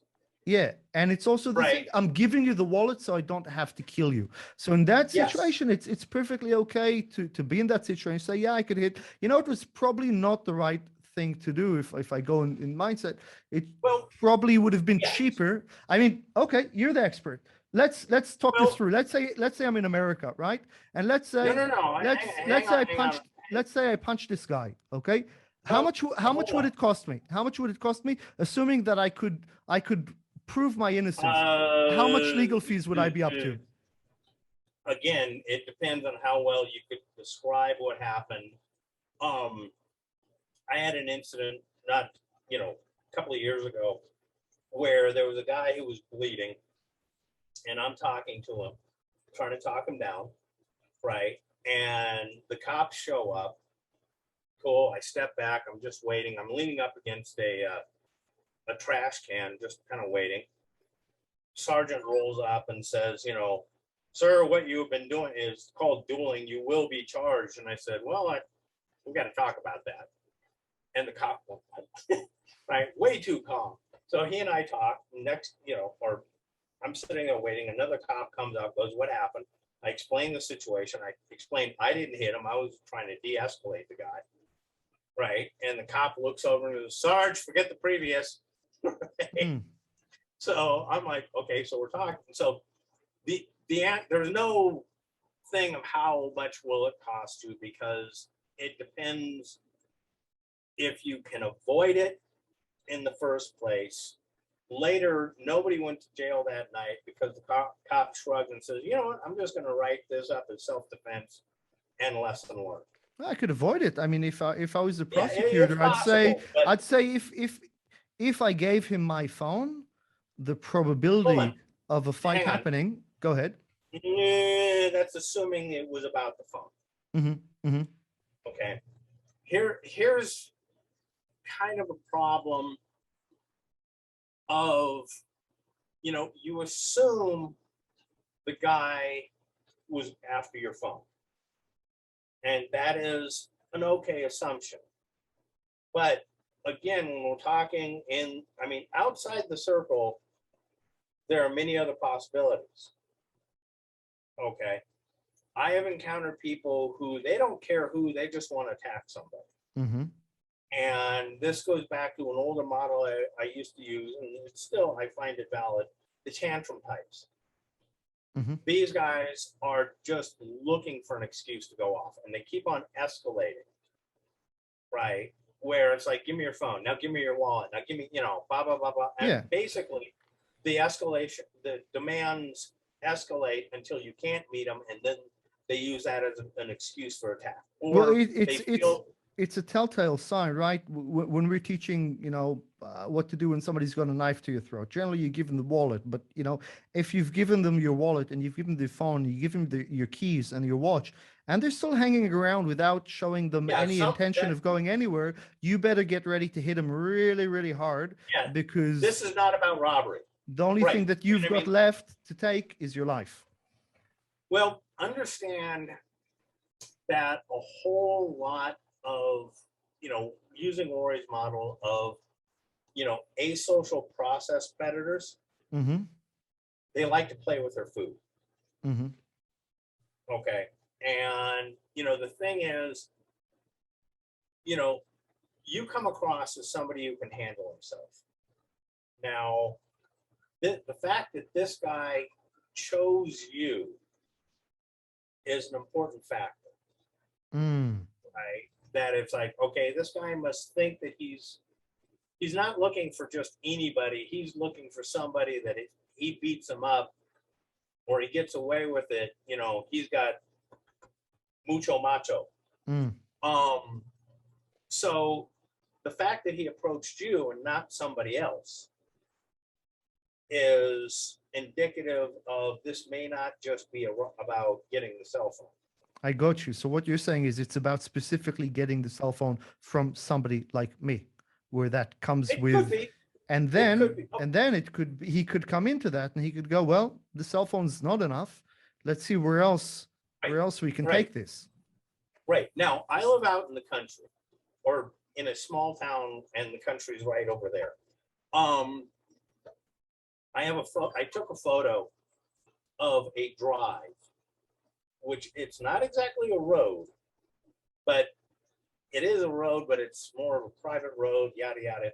But down that house, there's several houses, or down that road, there's several houses. Mm-hmm. Okay. Now, I don't know which house somebody's going to go to once they're on that road, but I do know that they're on the road leading there. Yep. Right. So when this guy approached you, it's outside. And even though he was pretending that he was a circle straddler, it very well, that's a common approach for people who are outside the circle to approach people inside the circle. It's a deception. I mean, the giveaway, and I've heard many people talk about that, is when they stop talking, right? It says, that's one of them. Can I have your phone, everything? And then when they just go silent, hover over you and start looking up and down and don't say a word. That's like you spoke about the witness check, the left and right. The moment people stop talking and they start looking, and also they step into a sort of attacking stance, taking their strong foot backwards, and you could see it in the shoulders and stuff. If you've got all three of those, they've gone silent, they've stepped in, and now they're scanning, you're going to get hit. Yeah. He's about to get froggy. Mm-hmm. Okay. And the thing is, when I teach police, I have a saying that is 90% of all situations can be de-escalated. Now, the key words in that is can be. Okay. Just because they can be don't mean they will be. Okay. But starting out with 90% is like there's 10% that are going to go no matter what you do. Okay. You got to plan for that. You got to accept that. Now, there's also a difference between de-escalation and deterrence. Okay. The problem with people who talk about de-escalation, like happy, unicorn farts and butterflies, is that they think de-escalation is all they need. Well, de-escalation or negotiation without the ability to back it up is just begging. Mm-hmm. Okay. De-escalation and deterrence actually have to be combined. Because de-escalation alone, there's no reason for this guy not to become violent. Okay. If violence will get him what he wants, why shouldn't he? Mm-hmm. Okay. The de-escalating somebody often involves giving them a viable alternative to achieve their goals. De-escalation is, or deterrence is your plan of violence ain't gonna work. Right? Now, in an ideal world, right, what would have been hysterical is if your wife had very casually stood up, grabbed the table, and pulled it away from you. Right? Mm-hmm. While you remain seated. Mm-hmm. Okay. Now, what kind of message would that send? Means That was a question. it means we're ready to go. It means she knows exactly what sort of man she married. Wait a minute. How did you? Right. Same thing. If wearing glasses. I didn't de-escalate a guy, but he was screaming and howling in my face. And I had very expensive sunglasses, and I took them out of my pocket and I tossed them into the planter. Mm. Right. And he's like, "What'd you do that for?" And I'm like, "I don't want them broken." Yep. Oh, so you're throwing them away? No, I just don't want them broken. So I can have those? No, I just don't want them broken. Right. Now, what message was sent to him with all his howling, barking, and screaming about how concerned I was about his ability to hurt me? Well, again, it's back to your analogy. It's like, you want to step over the line? Let's go. I like being there. I live there. I'm okay with that. No problem. I am not uncomfortable with conflict. And but think about this.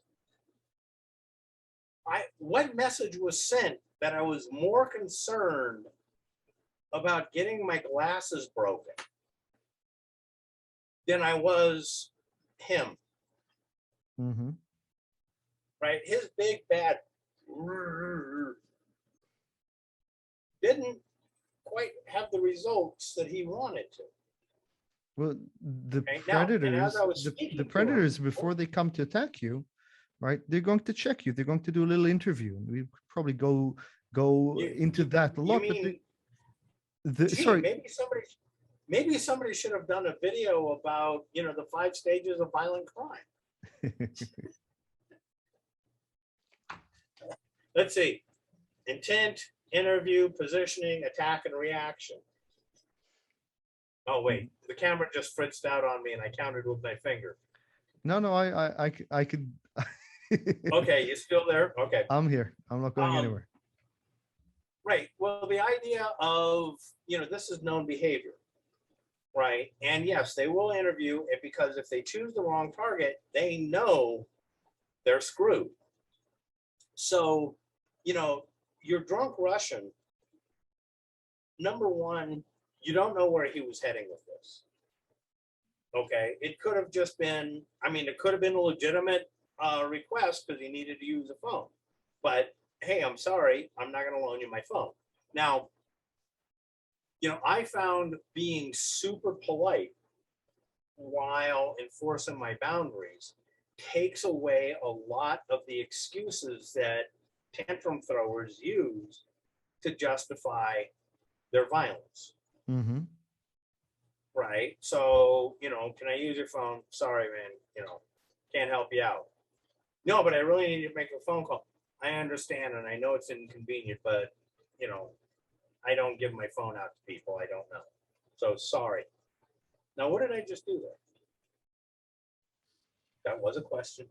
You're polite. You didn't you were very careful about not issuing a challenge. And I And gave a reason why I don't do this. mm-hmm. Okay. But more than that, I mean, and that first of all establishes to that person why. So he goes, well, why not? I've already given you a reason why. Mm-hmm. Right. And I did so out of courtesy. It's not just no. I mean, I can say no. I did say no. And now I'm giving you a reason, giving you a reason why, because you've already stepped over the line. So I'm shutting down the strategy of, why won't you let me use your phone? I have a policy of not doing it. It's not personal, it's just my policy. Now, at no time did I challenge them. And at the same time, I'm also communicating in a manner that is very, very calm, that shows I'm not nervous about establishing and maintaining my boundaries. Mm-hmm. Well, that accounts for so much of it. It's the staying calm. And when people who are generally threatening with violence, when they get on the other side, somebody who's aware, assertive, but very, very calm, they start rethinking their decisions very quickly. And 9 times out of 10, they're going to. I had maybe to finish up, because we're just about hitting the 2-hour mark. I had one night, I was living in Sydney at that time, and we were in Bondi Beach, and it's quite, it's a busy area over there, beautiful beach, but a lot of nightclubs and pubs and things like that. And it's probably 9 o'clock in the evening. I put on my clothing and get ready to go for a run. I'm walking down the stairs of our building, and the bottom step, I see this guy just passed out, like sleeping, snoring in the just on the bottom rung of the stairs.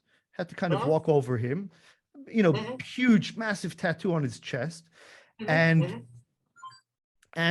normally I'd just leave him there, but I knew that my wife had to go out to meet some friends, and I'm like, I'm not leaving him for my wife to encounter him on the way up. So I shook him up. I shook this guy up, and Wake up, guy. He kind of wakes up and he looks at me, and I'm like, come, let me help you up. And I give this guy a hand to stand up. And when you completely I completely misjudged this guy's size, because I come to pick him up. Fuck, he was even bigger than I thought. So now I give him 2 hands, and I use all my strength to stand him up. And now I'm about face height to the tattoo on his chest. Yes. Right. And this guy just woke up, and now, he's kind of shook it off, and he's looking at me. Who is this bastard who woke me up, and what's happening over there? And sure enough, he starts eyeing me up and down, and the look. Exactly the look. He's like, okay, is this one to go? And that's exactly the situation of being polite and being courteous and going, hey, why don't I just help you out and we'll go get a cab? And he's like, no, I don't want to go anywhere. I just want to rest here. I'm tired. I'm like, well, I live here. I'm sorry, but you can't rest here. But come on, let me help you out. I'm gonna help you get home safely. And the thing was, it didn't really matter what I had to say. It was more about him seeing a calm individual. And part of being calm was having a plan for the opposite, having a plan that if it doesn't go your way, exactly what you're going to do, and being confident and comfortable with that plan. And that allows me to not de-escalate it, because the wrong thing I could do in that situation was, as you said, instead of being assertive, being aggressive. Right. See, and that right there is de-escalation and deterrence combined, because you're giving a viable option. You're not giving them an excuse or a reason. See, that whole situation would have changed and turned out differently had you walked up, give them a poke in the ribs with your foot and say, hey, you can't sleep here, get out of here. Mm-hmm. Right? I mean, he would have picked you up and used you like a dart. Mm-hmm. You know, but the thing in dealing with people and trying to, you know, de-escalate and deter, a lot of people will say, well, you know, if you're polite, some people will take it as weakness, right?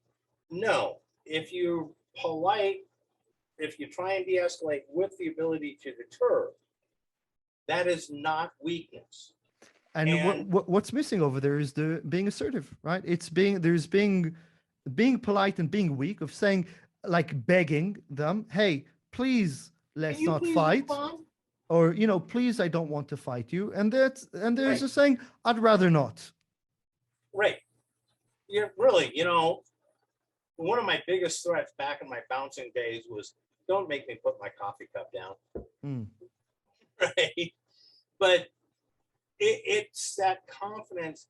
And this is, you know, physical ability is just it's a cornerstone, not a starting point. Although many people start with it, it is something that you have as a component of a much, much, much larger strategy, right? And focusing only on the physical, like, oh, I don't have to worry about this because I can take care of myself. No, you know, what Tim Larkin was talking about with, you know, the brick on the back of the head, right?